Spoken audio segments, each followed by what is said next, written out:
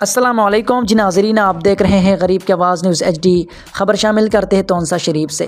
तहरीक इंसाफ के तौंसा सीनियर रहनुमा प्रोफेसर इज़हार नकवी ने गरीब की आवाज़ से खुसूसी गुफ्तगू करते हुए कहा, मैं हमेशा अपने वर्कर के साथ डट के खड़ा हूँ।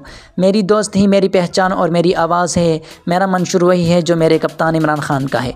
मेरा मकसद इमरान खान के खुददारी के नज़रिए को आम करना और अशरफिया के कब्ज़े से गरीब के हुकूक छुड़ाना है।